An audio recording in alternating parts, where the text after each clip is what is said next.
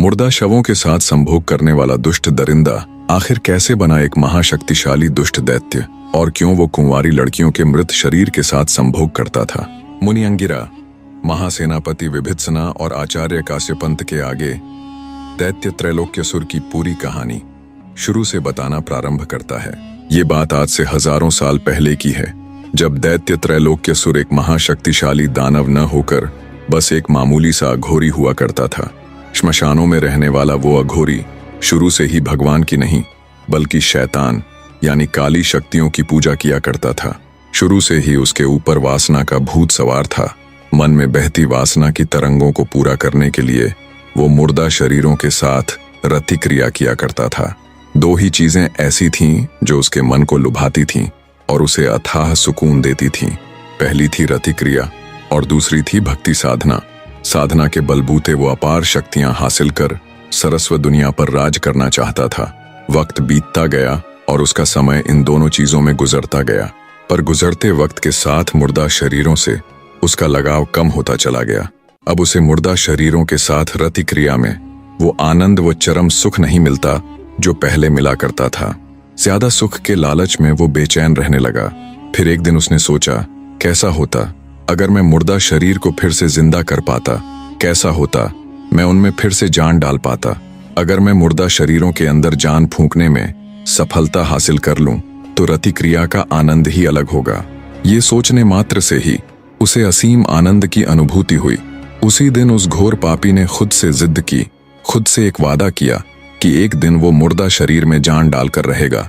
अपनी इस घोर प्रतिज्ञा के चलते उसने शैतान की साधना करनी शुरू कर दी। वो सालों साल भूखा प्यासा बिना अन्न व जल ग्रहण किए साधना में लीन रहने लगा, और एक दिन वो काला दिन आ ही गया जब उस पापी को अपनी कठोर साधना का फल मिल गया। जब काली शक्तियों ने उसे अपने दाता के रूप में चुना, तब से वो दुष्ट अघोरी किसी भी मृत शरीर में फिर से प्राण डालकर उसे जिंदा करने में सक्षम हो गया। मुर्दों के साथ रति क्रिया करने वाले उस दुष्ट को अब जीते जागते खिलौने मिलने लग गए। पर हर रोज मुर्दा शरीर कहां से आए? जब उसे मुर्दा शरीरों की भी कमी खलने लगी, तब उस दुष्ट ने अपने घोर तप से केवल अस्थियों के दम पर ही मृत जीव को जिंदा करने की शक्तियां भी हासिल कर लीं। पर उस दुष्ट द्वारा जिंदा की गई कुंवारी लड़कियां जिंदा तो अवश्य हो जाती, पर वो उसकी पुतली मात्र ही बनकर रह जाती, क्योंकि उनके अंदर कुछ भी सोचने समझने की शक्ति ना होती। पर उस भोगी राक्षस को इससे कोई खास फर्क नहीं पड़ता। उसे तो बस अपनी वासना पूर्ति के लिए नए नए खिलौने चाहिए होते जो उसे मिल जाते। अब उसके दिन बड़े ही आनंद के साथ गुजर रहे थे। वो नहीं चाहता था कि उसका ये आनंद कभी भी खत्म हो। उसने एक बार फिर से कड़ी साधना की और अमर होने की सोची, पर काली शक्तियां इतनी सक्षम नहीं थीं कि वो उसे अमृता का वर दे सके। तब उस दुष्ट ने इसका एक हल ढूंढा। उसने लाखों मील और 7 समंदरों के बीच एक के बाद एक 7 ऐसे दरवाजे तैयार किए जिनको पार करना किसी के लिए भी असंभव था। उसके द्वारा बनाए गए शुरू के 6 दरवाजे तो सवाल जवाब के साथ बुद्धि की परीक्षा लेते, और 7वां यानी आखिरी दरवाजा जिसकी परीक्षा सबसे कठिन थी।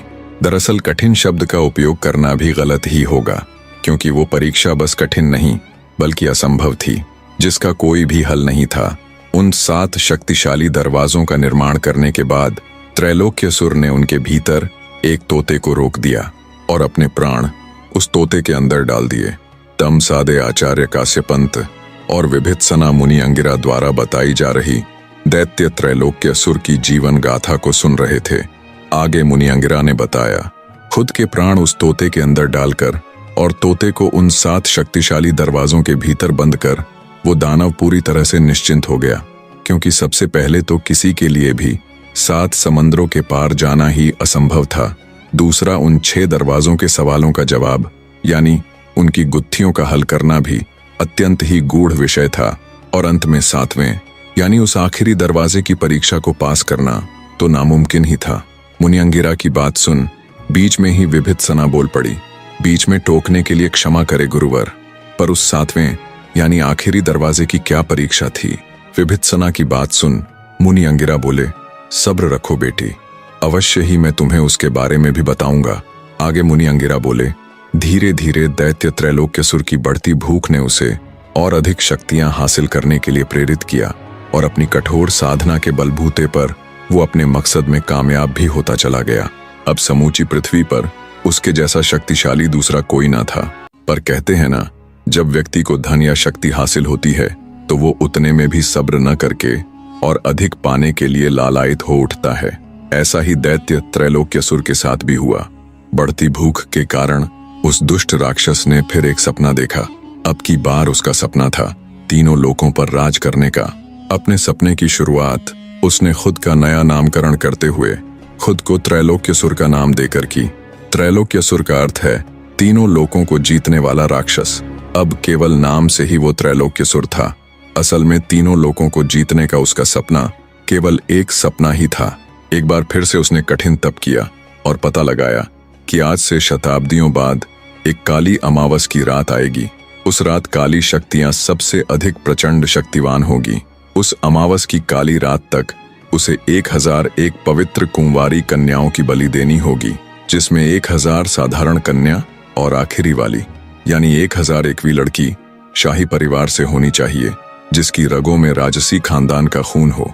आगे मुनि अंगिरा बोले, आज से ठीक 9 दिन बाद वो काली अमावस आने वाली है और अब तक शायद वो दुष्ट उतनी ही कन्या की बलि दे चुका है या बस उससे कुछ ही दूर है, और तुम्हारी सखी राजकुमारी रुद्रलेखा ही उसकी 1001वीं कन्या है, जिसकी बलि देने के बाद वो अजेय हो जाएगा। मुनि अंगिरा की बात सुन विभित्सना सन्न रह गई। आचार्य काश्यपंत बोले, गुरुवर, अगर वो ऐसा करने में कामयाब हो गया तो? काश्यपंत की बात सुन मुनि अंगिरा बोले, तो वो अजेय हो जाएगा, फिर उसे हराना नामुमकिन होगा। फिर उसे अपने प्राणों को सुरक्षित रखने के लिए किसी तोते की आवश्यकता नहीं पड़ेगी। मुनि अंगिरा की बात सुन आचार्य काश्यपंत और विभित्सना के रोंगटे खड़े हो गए। आचार्य काश्यपंत बोले, तो महाराज, क्या कोई भी उपाय नहीं है दैत्य त्रैलोक्यसुर को रोकने का? मुनि जी बोले, अवश्य है वत्स, उसे रोकना मुश्किल जरूर है पर नामुमकिन नहीं। हमें उसे उसके मकसद में कामयाब होने से रोकने के लिए बल से नहीं, बुद्धि से काम लेना होगा। दैत्य त्रैलोक्यसुर आज के दिन जरूर अथाह शक्तियों का स्वामी है। आज के दिन बड़े से बड़ा योद्धा भी सामने से उसको चुनौती नहीं दे सकता, इसलिए सामने से उसे पराजित करने की सोचना मूर्खता से अधिक कुछ ना होगा। उसे पराजित करने और उसके मकसद में कामयाब होने से रोकने के लिए केवल और केवल एक ही रास्ता है, वो है वो तोता। वो तोता ही उस दुष्ट दैत्य की एकमात्र कमजोरी है बस।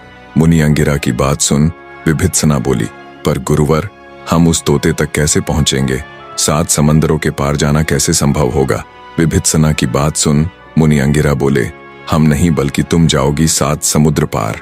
मुनि अंगिरा की बात सुन विभित्सना हैरान और प्रश्नवाचक दृष्टि से उनकी तरफ देखती है। उसका आशय समझ मुनि अंगिरा बोले, मैं बहुत समय पहले से ही इस आने वाली मुसीबत के बारे में जानता था, इसलिए मैंने कठिन तप करके भगवान विष्णु को प्रसन्न कर लिया और उनसे ये वरदान मांगा कि मैं जीवन में एक बार उनके साधन यानी उनके गरुड़ का इस्तेमाल कर सकता हूँ। भगवान विष्णु जी का गरुड़ ही है जो तुम्हें 7 समंदर पार लेकर जाएगा।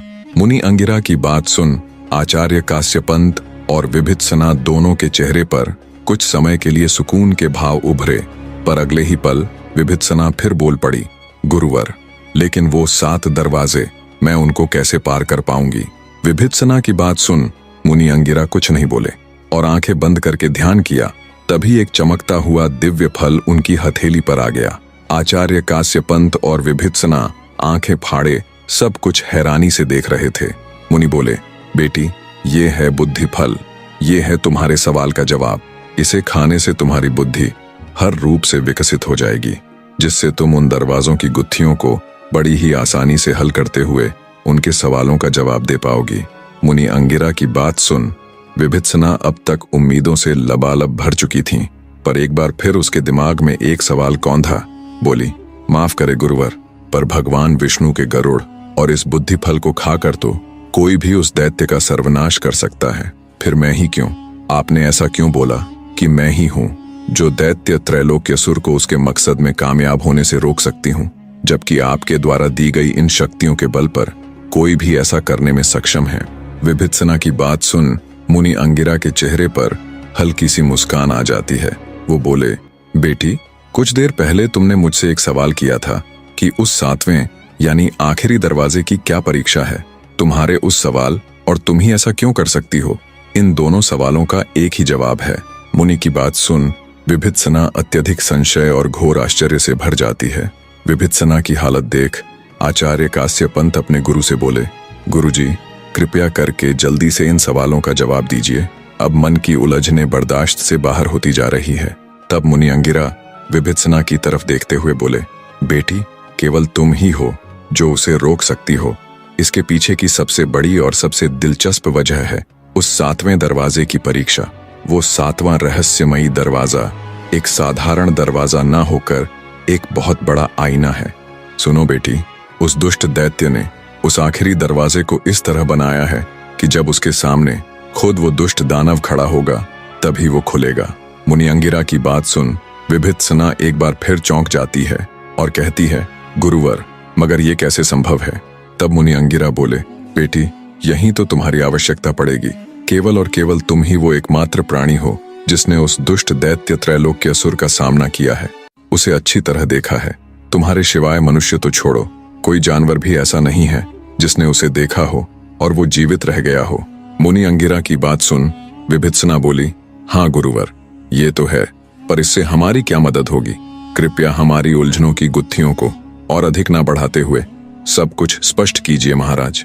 मुनि अंगिरा बोले, बेटी, जब छठे दरवाजे की गुत्थी को हल करने के बाद 7वें यानी आखिरी दरवाजे के पास तुम जाओ तो मेरा ध्यान करते हुए उस दुष्ट दानव की आकृति का स्मरण करना।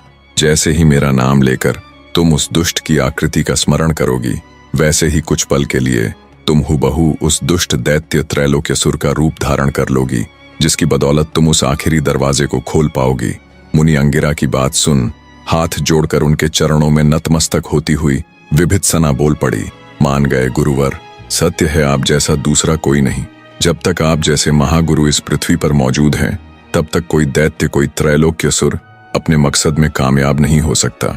इधर दैत्य त्रैलोक्यसुर को पराजित करने की पूरी योजना बन चुकी थी। उधर राजमहल में रानी त्रिलोचना की खुशी का कोई ठिकाना नहीं था।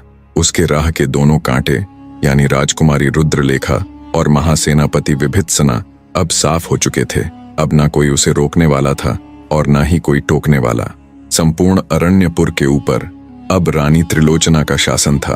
दैत्य त्रैलोक्यसुर से किए वायदे के मुताबिक रानी त्रिलोचना अब हर रोज दैत्य के पास एक कुंवारी कन्या भेजने लगी। दैत्य त्रैलोक्यसुर भी हर तरफ से निश्चिंत था। उसे बैठे बिठाए उसके शिकार मिल रहे थे और 1000 कन्याओं की बलि देने की उसकी योजना भी पूरी होने के बहुत करीब थी। काली अमावस की रात में अब सिर्फ 9 दिन शेष थे। जब से राज्य की बागडोर रानी त्रिलोचना ने संभाली थी, पूरा राज्य त्राही त्राही कर रहा था। वो बिना किसी रोक टोक के अपने सैनिकों को भेजकर किसी भी पवित्र कुंवारी कन्या को उठवा लेती और उसे दैत्य त्रैलोक्यसुर को समर्पित कर देती। रानी त्रिलोचना का विरोध करने की किसी भी नगर निवासी की हिम्मत ना होती। इधर योजना पूरी होने के बाद विभित्सना 7 समंदर लांघने को तैयार थी। सबसे पहले तो उसने मुनि अंगिरा द्वारा दिया हुआ वो बुद्धि फल ग्रहण कर लिया। उसके पश्चात मुनि अंगिरा ने ध्यान कर भगवान विष्णु की सवारी यानी उनके गरुड़ को भी बुला लिया। विभित्सना आचार्य काश्यपंत और मुनि अंगिरा से आशीर्वाद लेकर उनसे विदाई लेती है और भगवान विष्णु जी के गरुड़ पर बैठकर अपनी यात्रा पर निकल पड़ती है। उसके मन में दैत्य त्रैलोक्यसुर को पराजित करने की घोर प्रतिज्ञा थी और अपनी सखी यानी राजकुमारी रुद्रलेखा को कैसे भी करके जिंदा और सही सलामत लाने की भूख। तेजी के साथ उड़ते हुए गरुड़ महाराज ने पूरे 1 दिन के सफर के पश्चात विभित्सना को दैत्य त्रैलोक्यसुर के मायाजाल यानी उन 7 विचित्र दरवाजों के पास ले जाकर उतार दिया। दृढ़ विश्वास के साथ मन में आचार्य काश्यपंत और मुनि अंगिरा का ध्यान करते हुए विभित्सना पहले दरवाजे की तरफ बढ़ती है। वीडियो को बीच में रोककर आप सबको एक बार फिर से आगाह करते हुए बता रहा हूं कि अगर आप भी मेरे जैसी वीडियो बनाने के इच्छुक हैं, आप भी चाहते हैं इसी तरह का AI कंटेंट बनाना, तो जाइए चैनल के ऊपर और ज्वाइन कीजिए। केवल छोटी सी फीस मात्र से आप भी बिल्कुल मेरे जैसी वीडियो बनाना सीख सकते हैं। चैनल ज्वाइन की फीस मात्र 199 रुपए है, जो आप एक बार देकर AI का मोनेटाइज होने वाला कंटेंट बनाना सीख सकते हैं। अब चलते हैं फिर से अपनी कहानी की तरफ। विभित्सना पहले दरवाजे की तरफ बढ़ती है। जैसे ही विभित्सना उस चमत्कारी दरवाजे के पास जाती है, वो चमत्कारी दरवाजा खुद ब खुद बोल पड़ता है। दासी रमणिका की पुत्री और आचार्य काश्यप पंत की शिष्या विभित्सना, बताओ मैं तुम्हारी क्या खिदमत कर सकता हूँ। दरवाजे के मुख से अपना संपूर्ण परिचय पाकर एक बार के लिए विभित्सना थोड़ी सकपकाई, फिर बोली, मुझे उस पार जाना है। सुना है जो भी तुम्हें पार करके दूसरी तरफ जाना चाहता है, उसे तुम्हारी पहेली का उत्तर देना होता है। हे चमत्कारी दरवाजे, मैं तैयार हूं तुम्हारी पहेली का जवाब देने के लिए। पूछो क्या सवाल है तुम्हारा। दरवाजा बोला, तो सुनो आचार्य की शिष्या, एक बार एक। कहानी का अगला भाग बहुत जल्द आपके समक्ष उपस्थित होगा मेरे प्रिय दर्शकों। तब तक एक छोटा सा लाइक करके हमारे हौसले को बढ़ाते रहिए और बने रहिए। धन्यवाद।